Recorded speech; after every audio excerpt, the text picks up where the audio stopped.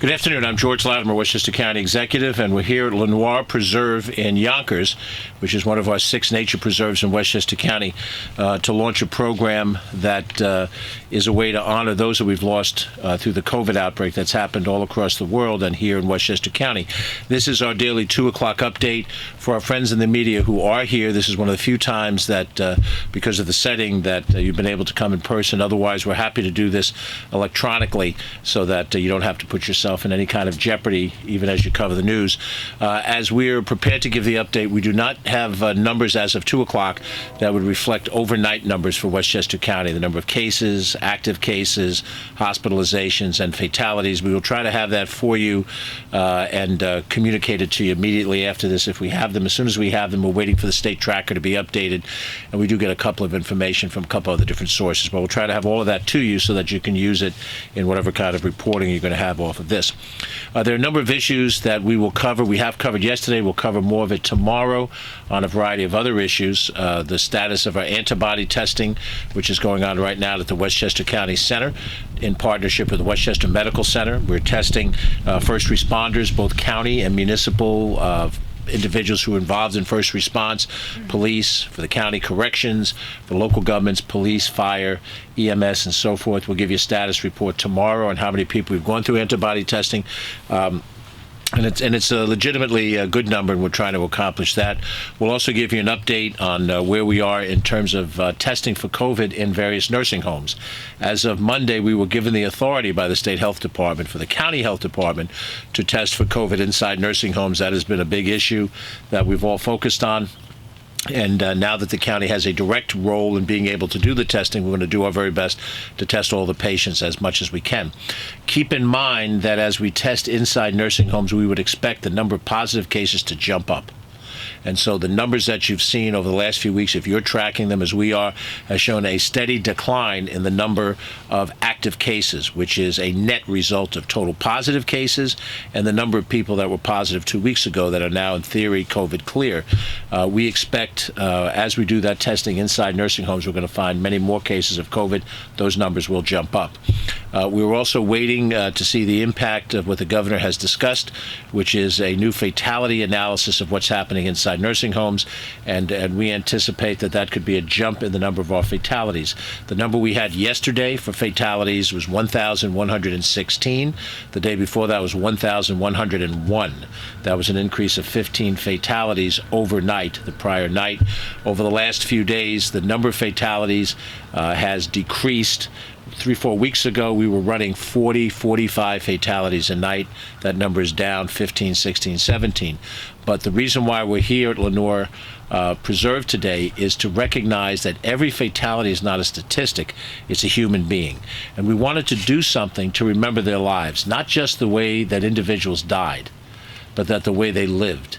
And that every one of these individuals had somebody who loved them, somebody who cared about them, was somebody's spouse, was somebody's father, was somebody's mother, was sister, or co-worker, or person they knew in the neighborhood, a person they knew at their house of worship. They were human beings who lived their lives, and as of March 1st, just a little over 2 months ago, was alive. And now here in the first week of May, have passed away. We have had a concentration of loss, which is what makes this the pandemic that it is, a concentration of loss in a very short period of time. At another time, we'll talk about our fatality management problems, which you're well aware of, and how we're trying to handle it. But none of this matters. Not how are we going to reopen, not what are we closing, what are we opening, not about our management of fatalities per se, if we don't accept the initial factor that we try to do everything we can to save lives, and when we lose those lives, we try to respect them and mourn them. We're here today because we've created a program for remembrance. This does not solve the substantive problem of COVID, but this deals with us as human beings. And we need, within our culture, we need certain societal touch points from which we come together. We have lost through COVID the ability to celebrate St. Patrick's Day. I'm of Irish-American background, Italian-American background. I miss having had the parades for St. Patrick's Day and being down on McLean Avenue to enjoy that. We just yesterday missed Cinco de Mayo, which is a great celebration for our friends who are Mexican and in general the Latino community. Mother's Day is coming up on the weekend. We're not going to be able to celebrate Mother's Day we want. We don't know how we're going to celebrate Memorial Day, which is an important day.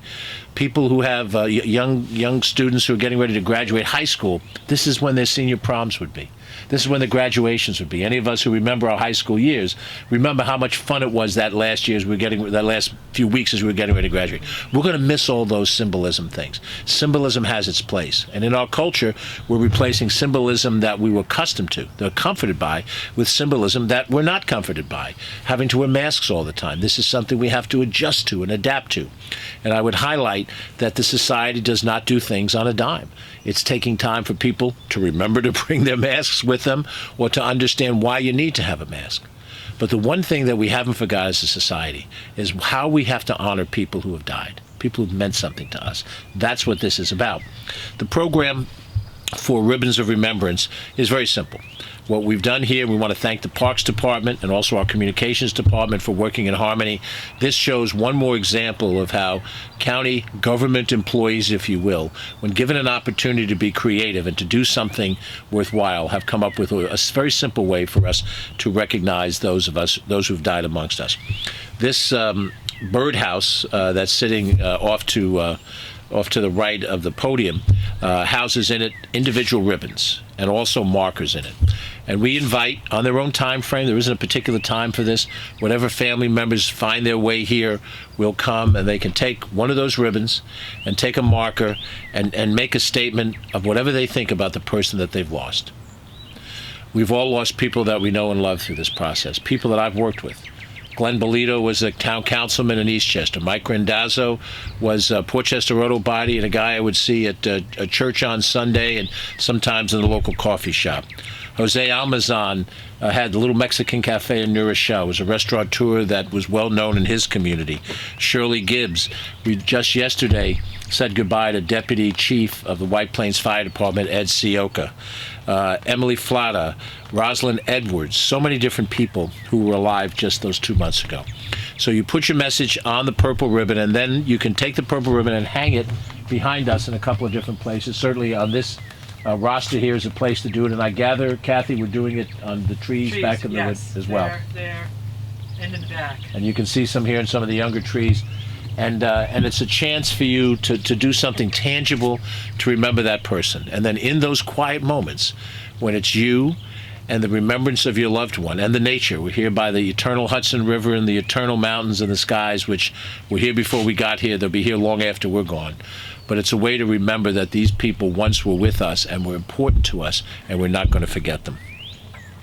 This is a short walk away from the Whiteman Mansion. We hope someday, hopefully, during my opportunity in this position, to come back here and see a renovated building that will have a functional use again, as it once was a beautiful homestead overlooking the Hudson River.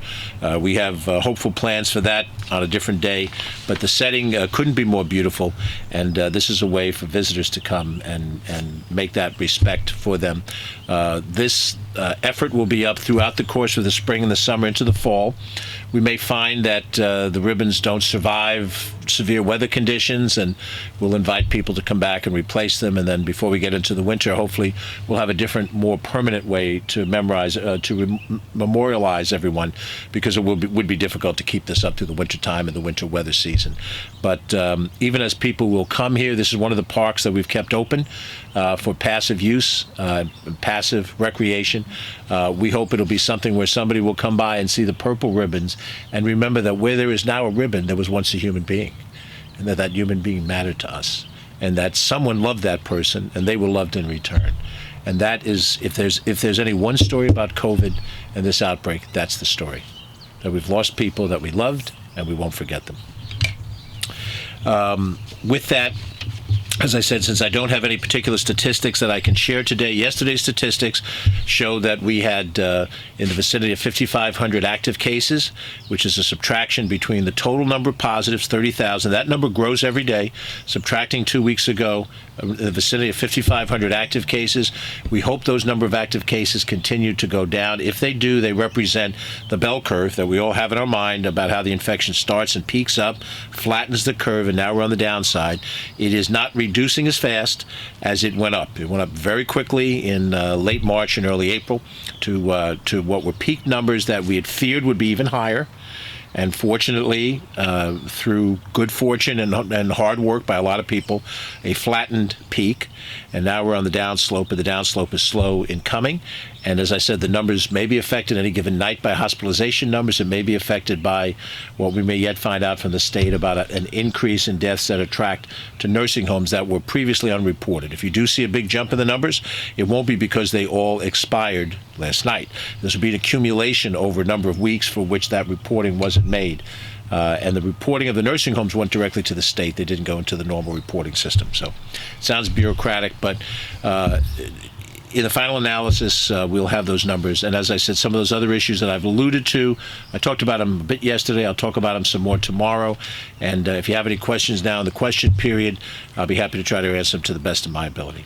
So if you have a question, just raise your hand. I'll be happy to point to you, and you can ask the question, and we'll go from there.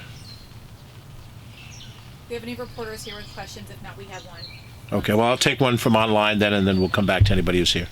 Okay, so the question that came in today came in from a few different news outlets, but the basic question is Simon Property Mall says they want to open their Westchester shops on May 15th.